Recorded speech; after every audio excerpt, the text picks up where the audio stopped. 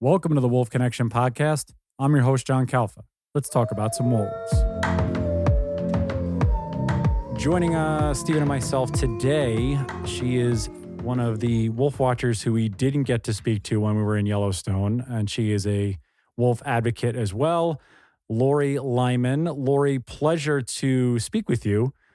Sorry we didn't get to connect in Yellowstone, but how are you doing today? I'm good, thank you. And thank you so much for inviting me on your podcast. Absolutely. Thanks for coming on. Yeah, thanks for coming on. I want to ask you, how did you get started and what was the journey to becoming a wolf watcher and being where you are right now with the amount of wolf watching that you've done over the course of your life? Well, I've done it a lot. I'm what we would call a seasoned wolf watcher. We kind of joke in the park that anybody watching wolves at any one time is a wolf watcher. But I think we would call ourselves seasoned wolf watchers, and that a lot of us have been watching them for a long time. I was teaching in San Diego area, second grade, and I was teaching about the continents of the world. And I thought it would be fun to teach about the animals on the continent for little second graders, would make it more fun for them. So in North America, of course, I had grizzly bears and the wolves and elk and all kinds of wonderful creatures. And so along with teaching them, I would get a movie, because that also was engaging. And I happened to very luckily stumble onto Jim and Jamie Dutcher at Wolves at Our Door. And I showed that, and that was where I was introduced to really look at the society of wolves and how they had, how their families worked, and just how intelligent they were, and how they needed each other. So I then found movies from whom I now can call my friend, Dave Meach, and watched those from a science point of view of him on Ellesmere Island. And I guess you could say from that point on, I was very focused on the wolves. It just came to me, it just hit me, and I instantly loved it. I went to the California Wolf Center, and they would bring a wolf out to the school, and I would introduce the kids sitting very quietly to the wolf. And then I started following the reintroduction in '95, and I was very supportive. I, really rallied in San Diego as much as I could for wolves that were elsewhere. And then when they came in, I had a huge party for the whole school. We had cakes and everything made out of little wolves. So I was known as the wolf teacher. And my whole classroom was then based on wolf behavior. That was how I set up my classroom rules. And the wolves just took over my whole room for everything that we did for wolves, because I found it so interesting for children, because they could relate to the behavior and see that they depended on all their classmates to help them, and the classmates depended on each one individually. So then when I thought, well, I'll never see the wolves in the wild, that was just a dream. I'd never see them. I did go up to look at Jim and Jamie Dutcher's wolves in Idaho, and it's one of those things you don't ever forget. And of course, I had followed them along, so I knew them. So my husband was a teacher, and so both of us were able to take off holidays this summer. So we decided in the summer, I think of '97, that we would go to Yellowstone and we would look for the wolves. Of course, at the time, we had no idea where we were looking or anything, and we got this little scope, and we went out to the Lamar Valley in the middle of August, and there were no wolves. There was nothing. And I said, well, this can't be where they are. So we left, and I was thinking, okay, well, I won't see them again. And then I started going and taking classes at the Institute in Lamar Valley. And I got to know some of the wolf researchers and Doug Smith and a lot of them. And they took us out on buses and really showed us how to use a scope. I remember Gene Ball was one of, I think, the first guys that ever showed me how to use a scope. And I realized I could buy one. And I started to realize where the wolves were. And so that was it for us. We were We were in there all the holidays, all the summers. From then on, have been in Yellowstone. So that was in 97. And I would fly up on weekends, a couple of weekends a month. Like I said, all the holidays I would spend there, and I got to know the wolves. And it became like something I really, really enjoyed. It warmed my heart. I was just happy doing it. I didn't have anything. I didn't want to take pictures. I didn't want to really write anything. I just wanted to go out and watch them in the wild through my scope. I didn't want them close to me because I wanted to watch wolves in the wild. And so that's what started me on my journey. And of course, since then, I've met so many wonderful people along the way, and our passion are the wolves.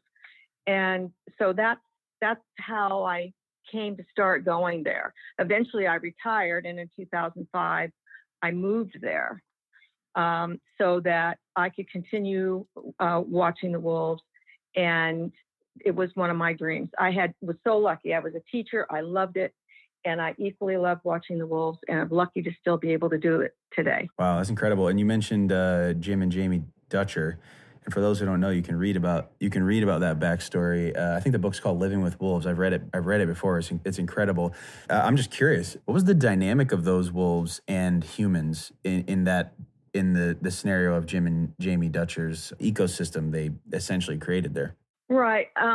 It was, I guess, mainly with Jim, the relationship that he had with the alpha male, I think, was one of the most riveting, times for me. And I think that it was just a relationship with the wolves. And they didn't try to make the wolves their pets. They let them be as much wild as they could be, even though they had no parents. But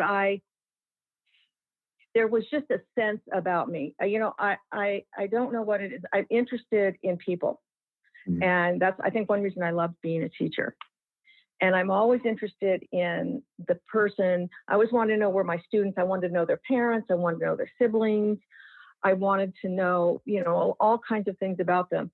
And I think with the wolves, it's the same sort of thing. And I think if I hadn't seen Jim and Jamie Dutcher's film of the wolves in that, sort of, you're watching them and they're together and they're doing their thing. It's kind of like when I'm in Yellowstone and I'm watching the wolves. It's kind of like watching a playground.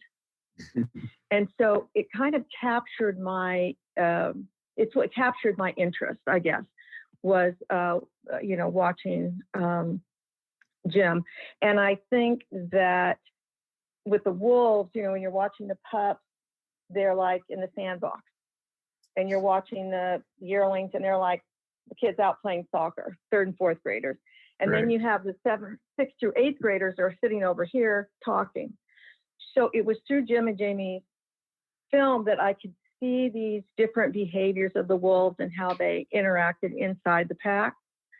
And the fact that they just sort of left them alone. And one of the first films I saw from Jim was about a wolf that he met out. He was out in the forest somewhere. I'm sure it was in Idaho. And he met a wolf that was blind.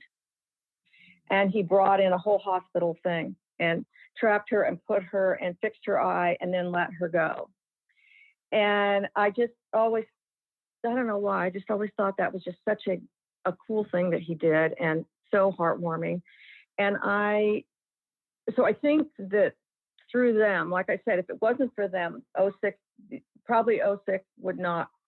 she wouldn't have been any part of my story. So I always credit them and folks like Dave Meach and Doug Smith and them that, produced documentaries, films that people could see that weren't actually right there. So I think it was, for Jim, it was just the right time, the right place, the right everything for me. Wow. And in many ways, I feel I have major heart issues and I didn't know it. Right. And he just, it got me to come to the wolves, and amazing things happen. So I think that it was just something spoke to me. Yeah, that's incredible. I mean, you have so many these relationships that you have that, and you have such a unique perspective. I think also being a teacher is that you're able to relate the interactions from your students and people into the wolves that you've been watching all this time. What at times are the people just as fascinating as the wolves that you're watching? Because we noticed that only for the weekend that we were there, it's a it's a very powerful thing to watch people almost act like wolves in a way that they're a family, but they come from all different walks of life. Yes, that's very true. All of us who've been friends for some 20 years now, at least, we do come from all over the country, and there people come from all over the world. And yes, you meet what I would call kindred spirits, Mm-hmm. and it is really it is life changing as well.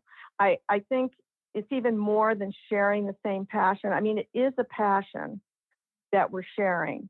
If you ask any one of us, where do we want to be? We could go anywhere in the world. Where do we want to be? We want to be there watching the wolves.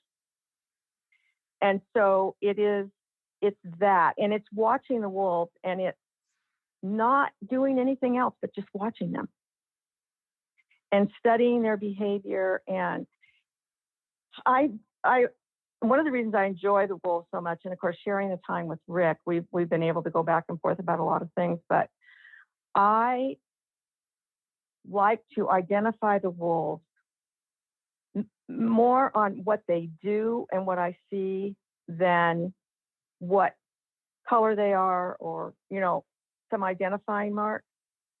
And so I've always enjoyed, like, a wolf would do something, let's say, and they say, well, that was wolf number whoever, and I would say, no, that's not them, because they wouldn't do that.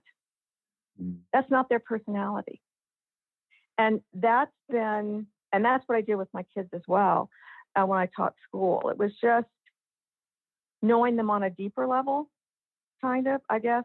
And Rick has always said, well, I was able to identify wolves really well. But I think one of the things is just when I watch them, I must record something in my mind that's different, because I'm looking for, behavior, actions, gestures, whatever, that would alert me to which wolf that is.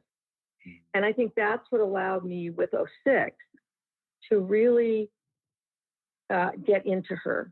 And because I just seem to not actually is something I intend to do, it's just something that I do, is just know them on a different level, or understand them on a different level. I don't know how to explain it, but that's my passion. And I don't see them as pets. I see them as wild animals. And there's a big distinction there. So, I mean, of course, I love watching 06. I love watching, there's so many wolves that were just fabulous, that people didn't know as much about, because there was no internet, or there was no Facebook or anything. She came around at the right time. But it is that is in us that sort of brings us together into a group. And one of the things that's very characteristic of us is that we love to share our scopes, and we enjoy having people see the wolves for the first time. It makes us so happy to see them and smile, and some people cry, and some people say, oh, I never thought I would see one. And all of that is, what's important to us. And I always think it's so good to show people, we want protection for the wolves, and we're all getting old, so we need younger people to come up. So it even makes us happier when it's younger people that come into watching wolves and, make it a part of their lives. So it's hard to say where it comes from, but it's just something in your gut that's there. Now, are there other locations in the wolf watching community that draw this level of attention from, experienced watchers? Because theoretically you can see wolves in other places in the West. Is it just as practical as, the uniqueness of the wolves' proximity to viewpoints, or is there something more nuanced to why Yellowstone attracts such experienced wildlife watchers? Well, it's because we can see them. Yeah, right. In so many places, there's trees, and you can't see them. Mm-hmm. And so I think that it is the fact that they are there, the tree there, there's wide open stances. We have prey, and it is an ideal, totally unique place to watch wolves. And it is, I feel that it is sort of a spawning ground for people to go out and protect wolves in the wilderness. I think that we see the wolves, we can record what they're doing, where they're going, and know that that's happening somewhere else in a forest or far away, wherever there's, you don't have access to watching wolves, that's what's happening. So the research could go to state managers as to what could be happening, what we see as far as pack behavior, because we see things there that they've never seen, like wolves do. So it is a very, very unique place. And it is that the reason is because we can see them. Mm-hmm. And it allows for us as citizen scientists alongside the road, to be able to enjoy the animals and appreciate them and want to care for their brothers out in the wild that people don't see as far as management goes for the state. Right. And what are the skill sets as you see it of a good, or at least effective watcher, that sets one individual apart? Well, I think,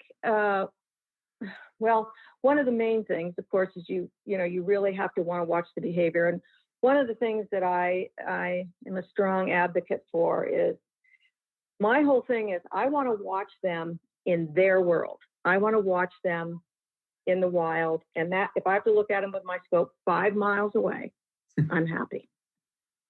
And some people have a hard time with that. It's just too far away. So a lot of it is, your reasons why you want to watch it, and, what keeps you going and what makes you want to watch more. So all of us are very happy to see wolves. They can be far away, and we see them doing what wolves in the wild do. And we don't want to bring them into our world. A lot of people say, well, I really want to see them closer.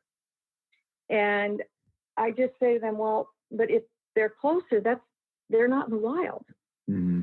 I mean, there's lots of places we could see wolves close, but here you're wanting to look for wolves that are in the wild. So I think that for all of us that have been there for so long, that is one of the important things. We know the wolves come close to the road. We know the wolves are, habituated to the road. They're born and raised around roads. Yeah. So we know that happens, but our joy and our passion that keeps us going is watching them out doing what wolves do where wolves live. Mm-hmm. You're always looking for close wolves. You're not going to be able to, you won't see that many. Right. Exactly. How is the relationship? You said before, you guys are you're citizen scientists. How is the relationship between yourselves and the biologists? Because we saw a real nice mixture when we were there. Is that commonplace? Does that happen often where you all who are experienced watchers are you helping out the biologists, the Doug Smiths of the world? Is that relationship sort of, go back and forth in a positive way? Yes, in a very positive way. All of us have had good relationships with the Wolf Project, the rangers, because we also clue the rangers in a lot on things that are happening. Yellowstone is a very large place, but it is a very small community. And if you want to be there on especially a long-term basis, if you're out every day, alongside the road, you have relationships with people that you maintain and you sort of work together. So we did that with, YPF. We did that with the Rangers, with the Wolf Project, all kinds of things. We were willing to help wherever we could. And we didn't do their work, but if we would see something or we could alert them to something, we certainly would share that. So we have all had a very good relationship with Doug and his crew. And like I said, whatever we could do to help, we did. We always shared. And, if they were out in the field, very easy to go talk to them, ask them questions, toss things back and forth about things. So it's a very, very good relationship. Yeah. And so because I was looking up some of the things that you do, and I came across this thing called Yellowstone Reports. So I don't know, are you writing those? Tell everybody what those are exactly. And are you posting information from other watchers? Are you posting stuff that you see? What's the point of the Yellowstone Reports, and how is it filtered out to the public? Well, in 2005, I started writing. When I moved up there, I started writing what I saw, sort of to keep my friends, my wolf watching friends, aware of what was happening. So when they came for maybe a shorter trip, they wouldn't have to spend their whole trip getting caught up on what the wolves have been doing. That was when I started writing. And then about 10 years ago, I had known Nathan Varley for quite some time through different things. He took us out one time, and I had him for a teacher at the Institute. And he approached me about writing for Yellowstone Reports, which is a web page. It belongs to Linda and Nathan. And it is a report of what we see every day. So if I'm there, which I was in the beginning, I was there all the time, I write. And then since then, I have friends that contribute to the report. And so every night since 2005, I've been sitting at my computer making a note. So it just talks about the wolf happenings of the day. And then when the grizzlies are out, Bill, the bear man, gives me his reports of grizzly sightings. And it's a different format in that it's not on Facebook. It's just through the website. There's no commenting. There's no anything like that. It's just a report that's put there every day. And again, my whole thing with writing is to tell the wolf story, the true wolf story, the true wolf story of wolves in the wild. And that's what started me on it. And that's what keeps me going after all these years, because that's the story we want everybody to know. And I know a lot of children now that are being raised on Yellowstone Reports, and they love it. And kids are doing school projects, and it's very, very, very heartwarming. I'm just very proud of it. My friends that contribute are great. When they're there, they write and tell me what they saw, and I put it all together in the note. And so it's there just to share and let everybody know how the wolves are doing and tell their story. Yeah, you answered my next question. It must be really good for yourself and the contributors that are sending their notes on a daily basis to know that there's an educational aspect to this as well, and that it's not just, as you say, a post to gain likes, to have some sort of comment section. It's really just about educating individuals. And as you said, I don't know if you gear it towards the younger generation, but I'm sure it doesn't hurt that these can be used as an educational tool to allow young kids to learn about these species on a daily basis, and that they're able to really gather all this information and be able to use that for their education, for reports and things of that sort. Yes, it is. And I don't know if you know, but Jeremy Sundaraj, that now works for the Wolf Project, I met him when he was 10, and he got my reports. This was prior to Yellowstone reports. He grew up on them. And now he is 25, and he is a wonderful wolf biologist for the Wolf Project. And we are so, so proud of him. And so he is a prime example of, instilling what we know and what we have and our passion into the next generation that's going to have to take over for all of us old guys. So yes, I am always thinking about, who can be pulled in and who can be enticed into and, love the wolf and maybe see a career path that way. We have the kids at the Wolf Project right now are all just great. And so many I have known over the years to go on and advocate for wolves. And I'm hoping through my reports that people will understand that this wolf story, this is the true wolf story. This isn't the story from years ago from Europe, about the big bad wolf and all of that. We can move on from that now to what is their real story? What place do they have? What place do they have in the forest? And all the good things that they bring. It's like you can tell people, but through my notes, I feel like I'm showing people on a daily basis. Yeah. How wolves can contribute to an ecosystem. And that's basically the goal. And all of my writers. The other thing is that I have people who can't come to the park anymore. They're older or something's happened and they can't come, and they just live for the reports. Right. And people said, we were reading the reports as they were passing away. Mm. The wolves were just that much a part of it, so they can enjoy it even though they can't get to the park. Yeah, Jeremy's one of my favorite people on earth. We've gotten to spend some time with him. He was on the podcast as well. Yeah, he had an episode. He's one of our earlier episodes, actually, one of our first batch of them.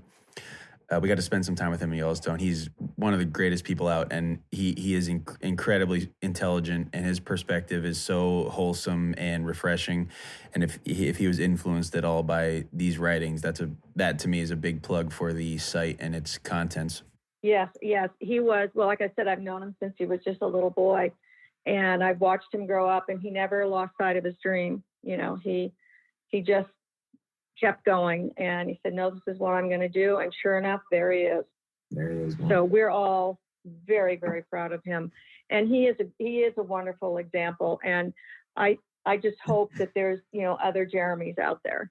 Yeah, it seems like there is. I mean, we've interviewed a good crop of this next younger batch, really behind, the Dougs and the Ricks of the world that really seem to be fully entrenched, whether it be not only the Wolf Project, but the Elk Projects and the Dylan Sanborn, who we talked about with the birds. He does a lot of the bird watching and bird projects.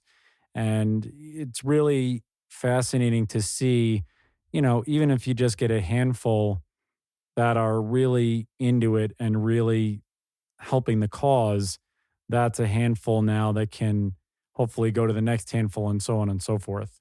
Yes, exactly. And Dylan is a good example in that he worked on the winter wolf study. He has before, and he can, his expertise is, he's just fabulous with the birds. And he can cross, they tend to, like you said, whether it be elk, wolves, bears, birds, it's just something inside these kids that inspires them to keep going. on the behalf of wild animals and, and their future on the planet. So I feel very encouraged by so many of the young people I know today. So I want to touch on '06 because you mentioned '06 a few times earlier in our conversation. What was your first sighting of '06, if you can recall, and what was it about her that really spoke to you that you followed her to, I assume, up to the point where, to her death later on in life? Well, yeah, I watched '06 as a pup, as a member of the Agate Creek Pack, and of course I had known her mother. Her mother was a Druid, and had and met and was with 113. 113 was one of my most favorite wolves. I loved to watch him. I loved his behavior. He had such a personality. 472, her mother was, very direct in all business, and she kept the family shipshape. And so we watched litters of pups over there at Antelope Creek. So I've been watching '06 since she was a pup. But there were times in the year where I didn't, because I was mainly with Druids, that I didn't see her as much. But when she came on the scene as a 2-year-old, was when, we started to see her more, when 302 made his big jaunt over to meet up with the agate females from Druid. It sort of entered kind of a different era where we had a lot of a huge breeding season, and wolves were here and there. And so she had a lot of suitors. She was 2, and so she was breedable at that time. And she was unique in the fact that she tried out a few, and of course her mother was around there too. And '06 always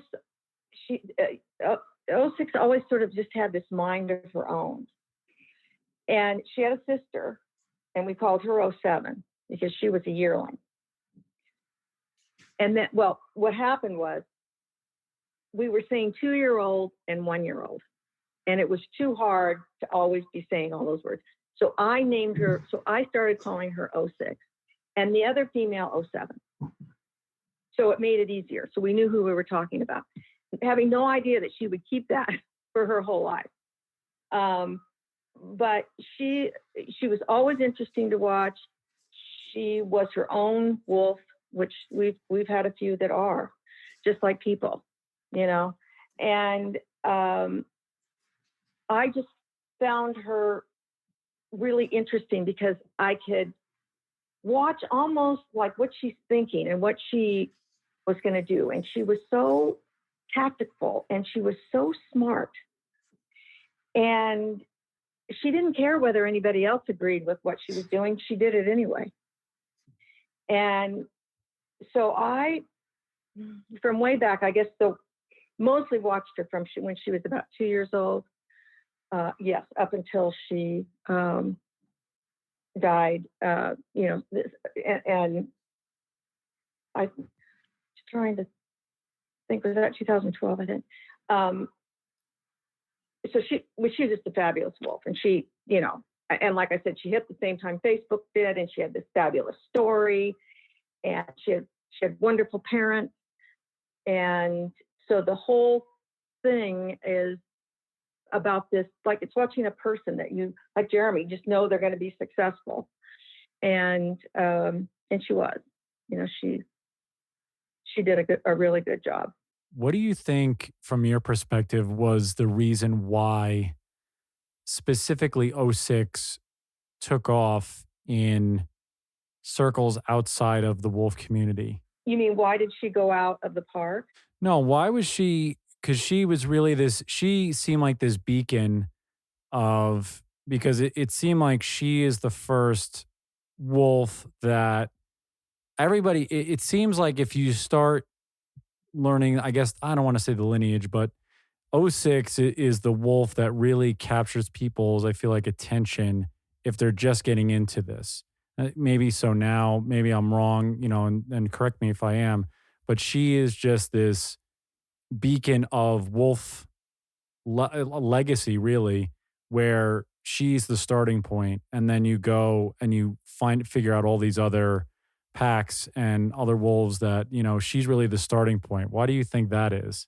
Well, John, I think that all had to do with Facebook and being able to communicate her story all over.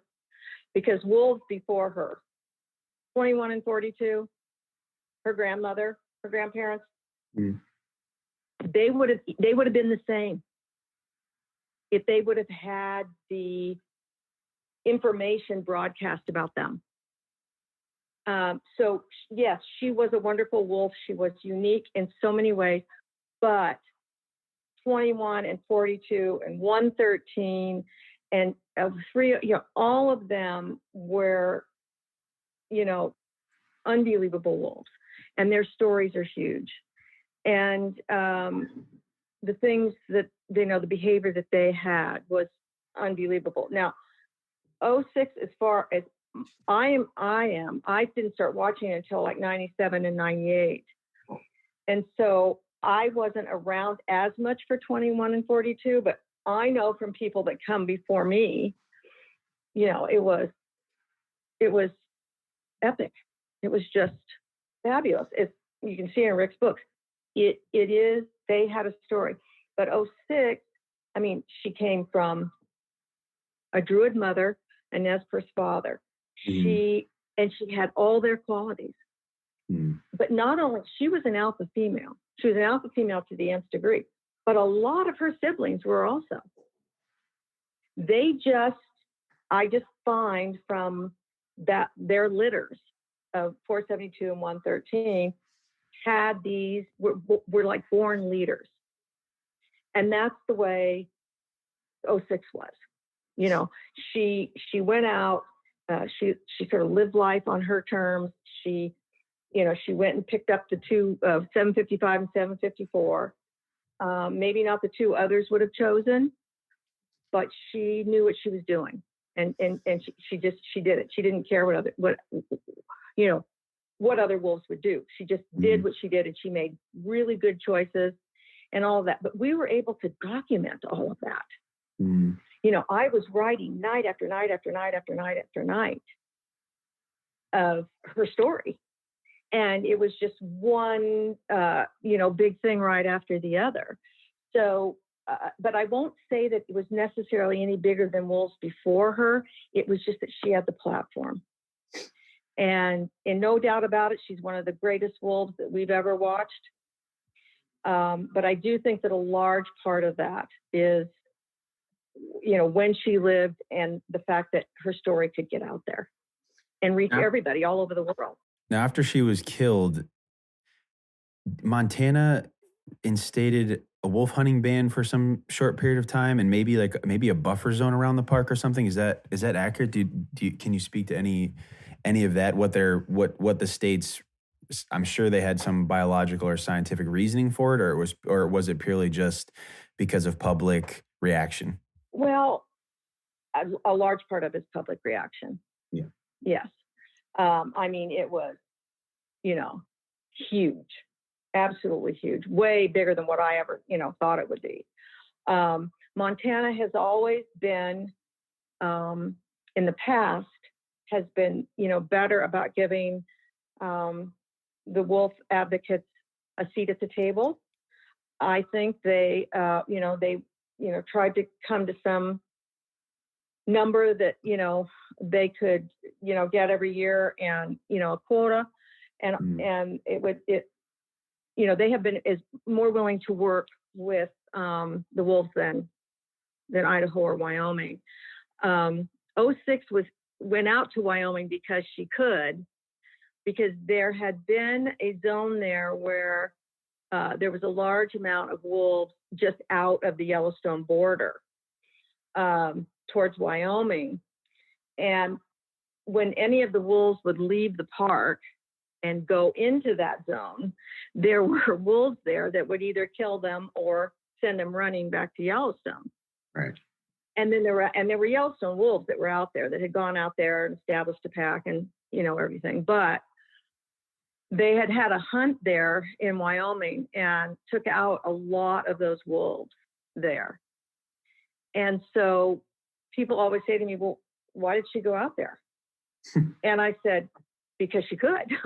There wasn't anything or anybody to stop her. And there was a ton of elk out there. Yeah, great habitat. She went because she could. Yeah. And so it was, that just happens. And it's always, for all these years, it's just been this back and forth between the states. And it just happened with her that she could get through. There weren't any wolves in that zone to stop her. No, it's interesting you say that, because I think people almost feel that there's this barrier around Yellowstone that exists, and it doesn't. There is no fencing. It's these invisible boundaries that are. I feel like there's such a polarizing factor with any species that goes in or out of the park, because it's their right to, that's their land. They can roam freely as they see fit. And so when things like this happen, tragically as they are, I think some of the emotion gets in the way of the fact that, as you say, wolves, bear, cougar, elk, whatever it may be, they can roam as freely as they want. It's not as though they're penned inside this gigantic park. Which is what we want in the end. It's just the way it is. Yeah, exactly. Yeah, no, they don't know a boundary. They don't know a line. They don't, no, they just go. And that's why I said, so many people ask me, why did she go out there? And it was just because this barrier had been taken away and she could go. Yeah. She was too smart to go in the face of a lot of wolves and different packs out in that area. She always took care of her young. She was one of the most strategic and most, and so was her mother, but very, very, she just followed a line. She took care of those pups. She made sure everybody was coming. If they crossed the road, she would look and see if somebody would cross the road. And she, all of those things, all of her life, she was that way. And she never took any unnecessary chances. And she would run, and the troops would follow her. As her father did, he did the same thing. But you do what you have to do to save your family. And so she isn't going to take her family into, packs of wolves that she needs to cross through to get to elk. She just would never do that. But when that was gone, then she felt, okay, it's safe to go.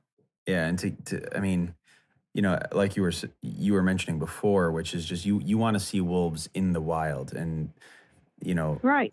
Things either are wild or they're not. So to keep everything in the park would be a mistake in that way. To force them to stay in the park, they need to be free to roam regardless of the risks, or we lose some of the reality of what a wild animal is and what wilderness is. And a buffer zone probably could work, but it will just be argued that it's just extending the park essentially, which, it'd be hard to argue that to folks outside the park who either want to hunt in those areas, or have other reasonings for resisting that.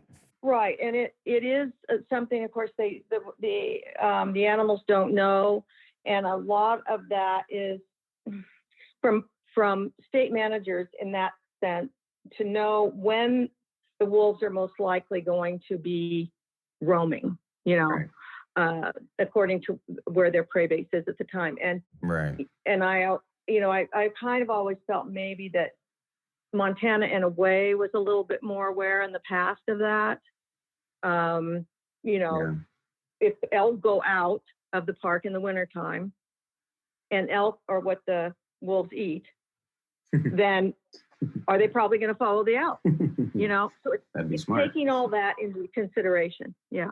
Yeah. I mean, what was, if I can ask you, what was it like contributing to, for those of you that are out there that don't know, Laurie, really did a lot of collaboration with American Wolf, the book that details '06. Just what was that like, being such a huge contributor to that project, and sharing your passion with, the what you have for '06, and that it was able to go into that project and into that book. Yes. Well, as I said, my life's work and my life's desire is to tell the wolf story. And I met Nate. He came to the park, and we talked several times. And I felt that the only way I could, best tell her story was to give him my notes. And so what I finally did, I felt I could trust him, and that he, was an animal advocate, that he would do a really good job with my notes in their form, to tell her story. And so it was a big thing for me to give, 6 years of my notes from all the years that I knew her to him. So it was kind of a leap of faith with Nate to feel good about, him as far as a writer, to be able to write the story, I guess, the way that I would want it, or that would be tell her story in the very best way. So like I said, I met with him several times and talked with him and gave him my notes. And I said, well, this is her story. There wasn't really anything else I could add to it. I did talk to him several times in the process, as he was working with Rick as well. And he's kind of, put it together and did a good job of, putting her life out there. Her life, then, if it helped other wolves, or it helped people understand wolves or anything, then, that would be the sum of her life. That would that would be a huge tribute to her, as a huge wolf ambassador for all the other wolves that live around the world. Yeah. So I was happy with Nate doing it. I mean, you have to feel confident in someone in order to be able to do that. Yeah, I was going to say that's a lot of your blood, sweat, and tears going into watching of course, over the course of time, watching many wolves and many packs, but really having the investment in a wolf such as '06 to be able to have that come out the way it did. And I'm happy that you did take that leap of faith. I mean, that was probably the first wolf book that I read, and it really got me started, kick off on there. So to know that your words and that your notes are behind a lot of that, I think that makes me feel good to know that your passion was there for that. Yes. It was all there. As a writer who writes about individuals, what do you think the benefits are, or how is it advantageous to getting a point across to talk about individual animals versus a species? And are there any caveats to that? Well, one of the things that you risk with that is in making the animal so familiar, and a character and their story, is making the wolf maybe not be in the wild, or not sort of in the wild but not in the wild. And that was one of the good things that I felt about '06, was that I don't know if I've known any wolves that were really pet-like, but she just wasn't. She was, to me, she was the wildest. She was, like I said, because she just lived how I know wolves would live. When she did come on the road, but those wolves over there grew up with the road. they had to go across the road to get to a gut pile. True. So when there were just young wolves, they would take them across the road and go over to where they dumped, the deer and the elk and the bison and everything that, a lot of it was roadkill. So, of course, mother and father knew that there was food over there. So they took them there. So the road, like to 06 and her litter mates was like a bison, or it was just something in their world. They had to get around. Yeah. And so when I never thought of her as being habituated to the point where she never went around humans. She didn't have one bit of interest in humans. She just lived her life like as if no one was there. She's going to go after an elk. She went after an elk. 99% of the time, she was all by herself. And she'd run and get that elk. And if that elk happened to fall down in Round Prairie in the creek, sort of near the road, she didn't care. She just did it because that's where she was. And that was what presented, at that time. So I think that was one of the things that kept us, I don't know, so interested in her, is that she didn't ever do things that you can see habituated wolves that come to the road and go to people and go to cars and, all of that. That's really not good. She didn't do that. Wow. But if she had to cross the road with food to get to the den to feed her pups, that's what she was going to do. Right. So some of the anti-wolf people would like to say, well, she was like a pet, but she wasn't like a pet. Or I don't ever think of any of them as pets, because they're not. They are dog related, but they don't look you in the eyes like your little puppy dog does.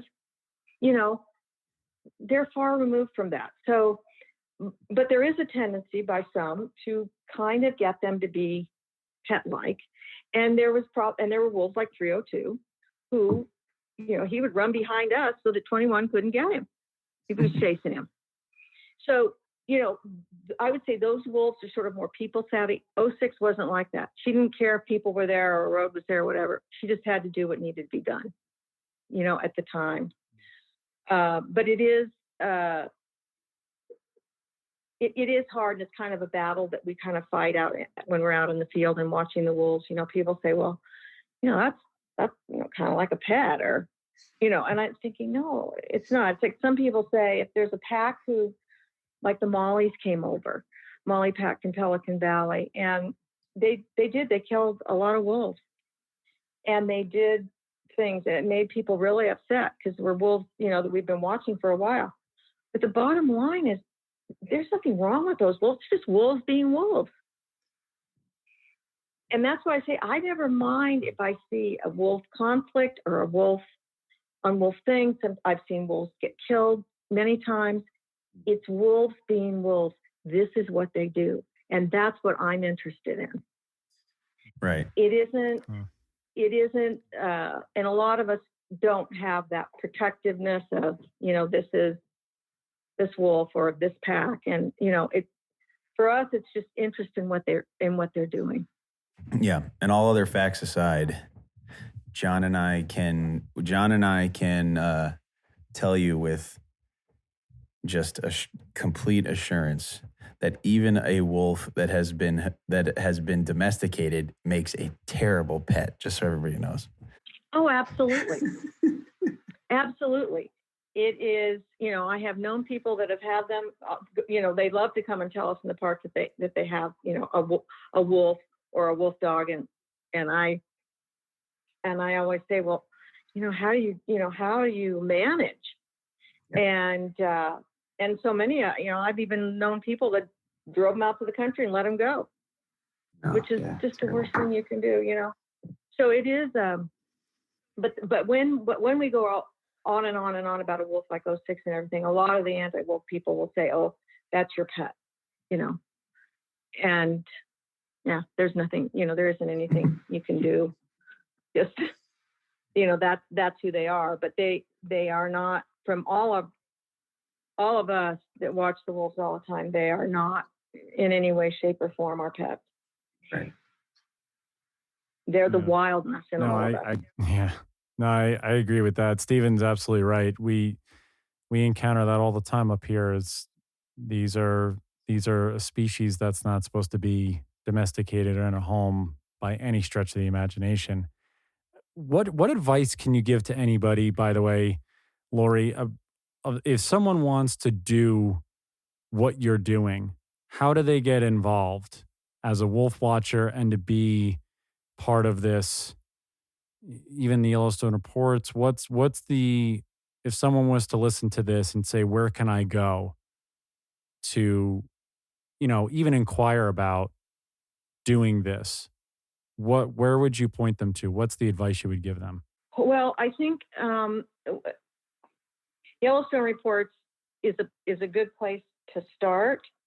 The other thing is Decade of the Wolf that Doug Smith wrote is very good. All of the books, Jim Halfpenny has written several.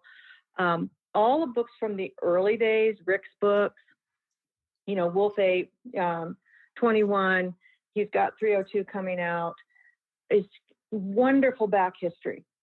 So it gives you, we have a lot of people reading them now, and kids are reading them even, to understand where the wolves that we have today came from. So many, many books were written in the past that are great. And I always suggest to people, read those to get a real feel of what happened here when they brought the wolves in. And Decade is a good book for that. And then Rick's books are good. And then just visit the park. Come to Lamar Valley. Come to us with scopes and say, you know what, I'm new to this. I would really love to see a wolf. And the COVID restrictions have sort of been lifted now. And so we can, show people the wolves. And we're always happy to share information about them. Also, we have many local guides that are Nathan Barley has Wolf Tracker. A lot of guides that have so much information that they can share. It's great. They can show you how to use a scope. They can show you, tell you about the wolves. Many of them have been here for a long, long time and know lots of good stories. And it's a good way to get yourself accustomed to coming, having somebody show you around, know where the pullouts are, know where you can go and look for wolves before you start out on your own. I always advise that. I did it through the Institute, and I think they are maybe starting to hold classes again. But our guides we just have so many great people, and they're like teachers. And you'll say, you know what, I'm really interested in the wolves and I really want to know. And they can just show you. And because I didn't know how to use a scope. We went to Jackson Hole and we bought a scope at a pawn shop for $100. And we went out and I didn't even have a tripod. I mean, so it really helps to go to someone that you know. And the guides are good with kids. They're really good with kids, and put the scopes down low and let them look, and that would be my best suggestion. And if you do come to the park and you're just out, driving around, just look for people with scopes and probably looking at wolves. And if it's when the bears are out, could be looking at bears. Yeah, and Stephen and I can absolutely attest to everything that Laurie just said. If you head out to Yellowstone, you will meet some really welcoming and open individuals and groups of people that are willing to help you set up, look through scopes, tell you where to go. It really is a fantastic community to get out there and really. I mean, they welcome you in like you've been part of their group for forever, and it's a wonderful, wonderful thing. It's true. It's very cool, and yeah, no, it was absolutely incredible to be there. Laurie, my last question for you is: when you hear the word wolf, what is the thing that comes to your mind? Well, I was really sick in 2018. I wasn't going to live. And I when I hear the word wolf, it pulls me over the line. They pulled me out of within hours of dying, and I don't know why I lived, but the wolves were there, and they just pulled me out of the darkness, back into the light. It's deep inside. I don't know if it's the wilderness in me. I don't know. I don't have a dog. I did when I grew up, but I don't know if I can put it into a word. It's just like when you're out there watching them, it's just your happy place. It's your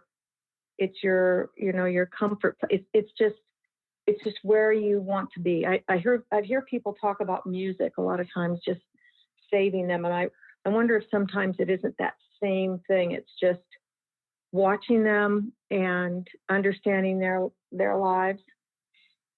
I know that they've asked a lot of us, what is it about the wolves? And I don't know. All I can think of is that it's just, I'm standing by myself and the wolf is howling with his mate, and I don't know if I can explain that. It's that feeling, and you don't ever forget it. I listened to the wolves howl one night, and it was in the dark, and I was sitting in this parking lot in Soda Butte Valley, and it was the moon was full, and I saw them coming down this path, and they were going to find a carcass. And they were just howling. The moon was full, and I'm sitting and I'm thinking, how wonderful is this? I just wish everybody could experience this. But what it is, I don't know. It's just, it's not like loving your kids or anything like that. It's just who you are. It just conjures up something in your heart, in your soul, and just to me, it's just peaceful and it's joy. And I'm with my friends, and I don't know, it's just a wonderful thing. Laurie, just tell everybody how they can find Yellowstone reports and anything else that you think would be good for people to find out where you write and where you share all your stories. Okay, well, I share my story every night, and that's called YellowstoneReports.com.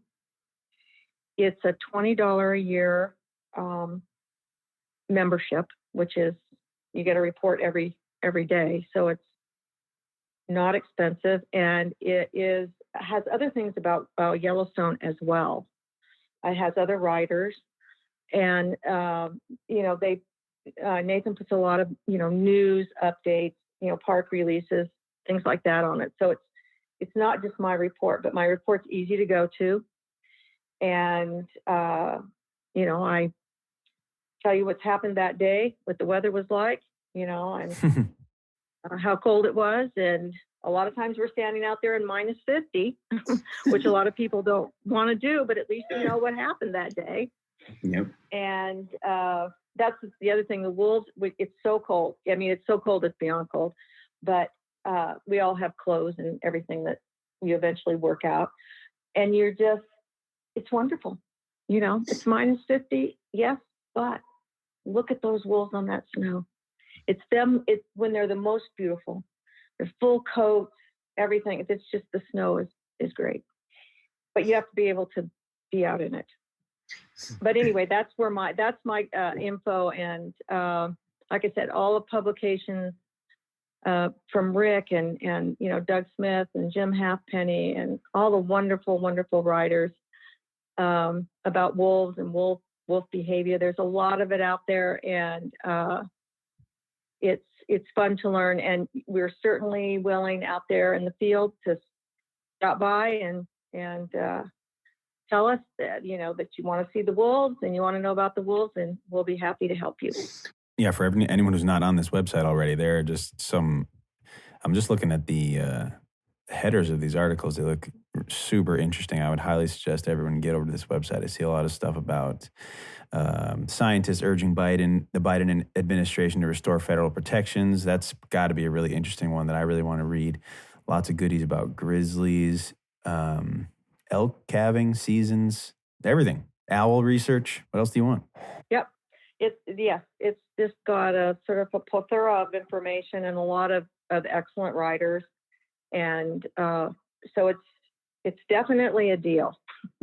Yeah, absolutely. Yeah, for $20 a year, I think that's pretty good. And for those of you that are listening to Laurie, and she was mentioning Jim Halfpenny and Rick McIntyre, we've interviewed them. So check out their episodes too, because we spoke with Jim early on in the process.